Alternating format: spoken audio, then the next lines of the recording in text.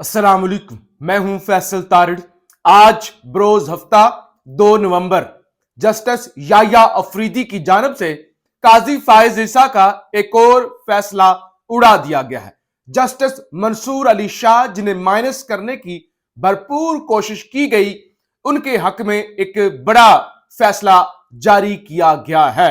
यानी काजी फायज ईसा की supreme court और काजी फायज ईसा का डाला गया गंद अब एक एक करके जस्टिस याया अफरीदी ने साफ करना शुरू कर दिया है। कल ही खबर आई थी कि जस्टिस याया खान अफरीदी की इस्लामाबाद हाई कोर्ट के 6 जजेस से मुलाकात हुई है। उन जजेस से जिन्होंने खत लिखा, एक एक सबूत दिया कि हमने अपने चीफ जस्टिस को बताया हम ये हमारे साथ मसाइल हैं और हमारे चीफ जस्टिस ने हमारी मदद नहीं की, खुदा के लिए आप हमें बचा लें। लेकिन काजी फायज ईसा ने उनके लिए मजीद दरवाजे खोल दिए मुदाखलत के और एक तारीख के अंदर सियातरीन किरदार अदा किया। और कल जो खबर आई थी कि याया अफरीदी साहब ने उन्हें यकीन दहानी करवाई है और साथ ही ताकतवरों तक भी पैगाम भेजा है, खबरदार अब काजी वाला निजाम नहीं चलेगा, काजी की तरह सुप्रीम कोर्ट नहीं चलेगी। अब खबर सुन लें, आज हुआ क्या है, कौन सा काजी का फैसला उड़ाया गया है।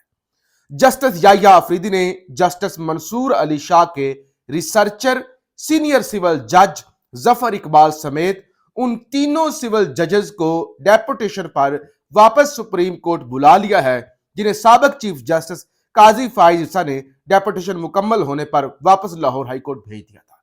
यानी काजी की जानब से इंतहाई गलीज, इंतहाई गिरी हुई और इंतहाई पंजाबी में कहते हैं शोधी हरकतें की गई। जैसे ही जस्टिस मंसूर ने इख्तलाफ किया, वो बाकी 7 जजेस के साथ खड़े हुए और उन्होंने मखसूस सीटों वाला फैसला दिया, तो एक एक करके सारी कमेटियों से निकालना शुरू कर दिया काजी फायज ईसा ने।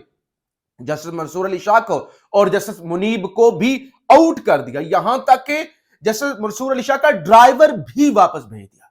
यानी ड्राइवर तक, जो उनका काबिल एतमाद ड्राइवर था, उसको भी वापस भेज दिया, उनके रिसर्चर को वापस भेज दिया। यानी कोशिश की गई कि जस्टिस मंसूर के जितने भी काबिल एतमाद लोग हैं, उनका जो स्टाफ है, जस्टिस मंसूर को अपाहज कर दिया जाए, जस्टिस मंसूर के पर काट दिए जाए। लेकिन जस्टिस मंसूर डटे रहे। यही वजह थी वो जो खत आया था, लोगों ने कहा कि इतना सख्त खत क्यों जस्टिस मंसूर ने लिखा है, जिसमें उन्होंने कहा था काजी एक नीच इंसान है, एक छोटा इंसान है, छोटी हरकतें, पैटी, यानी अपने कद से नीचे वाली हरकतें काजी कर गया है। तो उन तमाम हरकतों को, अब तमाम फैसलों को जैसे याया अफरीदी ने उल्टना शुरू कर दिया। फिर जी कल एक फैसला आया 2 दिन पहले बल्कि जस्टिस अतर मिर्ला की जानब से कि वो एक इंतहाई एहसास मामला था कि अगर शोहर अपनी पहली बीवी को बताए बगैर या इजाजत के बगैर दूसरी शादी कर लेता है, तो पहली बीवी बगैर बताए निकाह जो है वो खत्म कर सकती है। तो लिहाजा इस पर जनाब इस्लामी नजरियाती कौंसिल ने सुप्रीम कोर्ट के जस्टिस अतर मिर्ला का दिया गया पहली बीवी को निकाह खत्म करने का हक देने का फैसला गैर शरई करार दिया। ये शरीयत के खिलाफ है कि आप ऐसा करें कि वो निकाह खत्म कर सकती है, ऐसा नहीं। इवन शरीयत के अंदर तो आप अगर आप इंसाफ कर सके, अगर आप इंसाफ कर सके, एक निकाह, दूसरा निकाह, तीसरा निकाह, चौथा यानी निकाह भी कर सकते हैं। इवन सहाबा इकराम में से जो है वो गालबन हजारों सहाबा इकराम में से कोई चंद एक होंगे जिनकी एक बीवी होगी, वरना एक से ज्यादा सबके निकाह थे। रसूल अल्लाह के बारे में है कि कम अज कम 9 और ज्यादा से ज्यादा आपके जो 11 निकाह थे, हज़रत अली, हज़रत अबू बकर और बाकियों के। तो लिहाजा ये एक फैसला जो है वो बाकी चीजों से तो हटके था, तो इसको उन्होंने गैर शरई करार दे दिया है। अच्छा जी, फौज के बारे में जरा खबर सुन ले, फिर बाकी चीजें आपके सामने रखता हूं। फौज के डाकिये इंसार अब्बासी की जानब से आज एक बड़ी खबर, एक बड़ा दावा कि फौज जनाब न्यूट्रल हो चुकी है। हालांकि इस तरह के दावे पिछले 75 सालों में किए गए कि न्यूट्रल हो चुके हैं। जाते जाते बाजवा भी करके गया था कि भाई न्यूट्रल, अब सारी सहूलतकारियां खत्म, लेकिन न्यूट्रल होने के बजाय वो कोई न्यूट्रल प्लस ही हो गए। अब खबर सुनिए, पाक फौज पीटीआई समेत किसी भी सियासी जमात के साथ कोई बातचीत नहीं करेगी और अदारे का मौक़िफ़ पहले ही वाज़ा किया जा चुका है कि ये सियासी जमातों का काम, वो सियासत पर बात करें, मुज़ाकरात करें, रियाद दें और रियायत लें। यानी इंसार अब्बासी कहते हैं कि मैंने फौज के एक सीनियर जरिए से पूछा कि रूमर्स हैं पीटीआई और ملٹری اسٹیبلشمنٹ میں کوئی مذاکرات چل رہے ہیں. تو کہتے ہیں اس سینئر ذریعے نے مجھے جو آگے سے جواب دیا, انہوں نے کہا کہ یہ ہمارا کام نہیں ہے, یہ کام ہے سیاسی جماعتوں کا, ہم بھائی نیوٹرل ہیں, آپس میں بات کریں, آپس میں مسئلوں کا حل کریں, ایک دوسرے کو رعایت دیں, رعایت لیں, مریں کھپیں, ہمیں ان سے کچھ بھی لینا دینا نہیں ہے. یاد رکھیے سب کچھ کب ہو رہا ہے؟ جب جسٹس یحییٰ آفریدی پیغام دے چکے, خبردار مداخلت برداشت نہیں کیجیے. کب ہو رہا ہے؟ جب امریکہ کے الیکشن کے اندر اب 3 دن رہ گئے ہیں, اور امریکہ کا الیکشن بڑا اہم ہوتا ہے. دیکھیے اگر ٹرمپ جیت جاتا ہے تو یہ جو تنازع ہے روس اور یوکرین کا, اس میں جو ہے وہ کم پڑ سکتا ہے یہ فلسطین اور اسرائیل والا معاملہ, کیونکہ جو ٹرمپ سرکار تھی نا, ان کا یہ نیریٹو نہیں ہے کہ جنگ, یہ جو جنگی اکانومی ہوتی ہے, جبکہ بائیڈن ایڈمنسٹریشن جنگیں شروع کرواؤ, اسلحہ بیچو, پیسہ کماؤ, اس چیز پر بلیو جو ہے وہ رکھتے ہیں.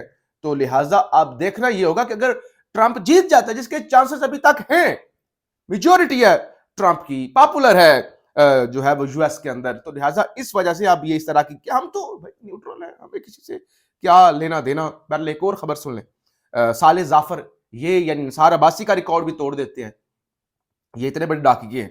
کہتے ہیں پارلیمنٹ کے دونوں ایوانوں کے اجلاس, سپریم کورٹ کے ججوں کی تعداد 25, دہشت گردی اور supreme court practice and procedure قوانین کی منظوری کے بعد آئندہ ہفتے غیر معینہ مدت کے لیے ملتوی ہو جائیں. کہتے ہیں کہ یہ 2 کام لیے جائیں گے اب, اور اس کے بعد غیر معینہ مدت تک پارلیمنٹ کے اجلاس ملتوی ہو جائیں گے. اور یہ جو 27ویں ترمیم والی کہانی ہے نا, یہ کم از کم یہ والا سال ہے, یعنی نومبر, آج 2 نومبر ہوگی, دسمبر, یہ 2 مہینے تو 27ویں آنے ترمیم کے حوالے سے اعلیٰ سطح پر مشاورت ضرور چل رہی ہوگی, لیکن آنے کے کوئی امکانات نہیں ہیں. اور سم ٹائم کیا بھی ایسے جاتا ہے کہ آپ نے 26ویں کو کم کرنا ہے, 26ویں کے اثر کو لوگ 26ویں ترمیم پہ بات ہی نہ کریں, آپ 27ویں پہ لے جائیں, پچھلی کو بھول جائیں لوگ. لہٰذا یہ 2 مہینے تو 27ویں ترمیم کا وہ کہتے ہیں کہ کوئی ایسی خبر نہیں ہے. اے ٹی سی میں پی ٹی آئی رہنما اعظم سواتی کی 8 کیسوں میں ضمانت کی درخواست پر سماعت, پراسیکیوٹر اور ریکارڈ کی عدم دستیابی کے باعث بغیر کارروائی پیر تک ملتوی ہو گئی ہے. تو لہٰذا جان بوجھ کے وہ ظاہر ہے اعظم سواتی جس طرح سے اسلام آباد ہائی کورٹ نے انٹروین کیا اور ان کو ضمانتیں دی, اور ان کا وہ جو بار بار جسمانی ریمانڈ پر تھا, اس کو قلعدم کروایا, تو لہٰذا آپ ضمانتوں کے معاملے میں جو ہے وہ رکاوٹ جو ہے وہ ڈالی جا رہی ہے, کوشش کیا جا رہا ہے کہ ان کو روکا جائے. پھر ایک ویڈیو آ رہی ہے امریکہ سے.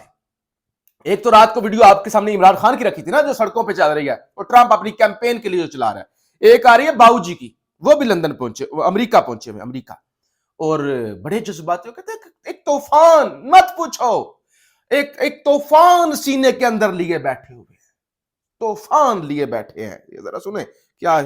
ہم تہیہ طوفان کیے, ہاں بیٹھے ہیں ہم تہیہ طوفان کیے ہوئے, مت پوچھو کیا گزری, بہت صبر سے کام لیا, بہت کچھ فیس کیا ہے, اس لیے آپ مجھے زیادہ نہ چھیڑے تو بہتر ہے.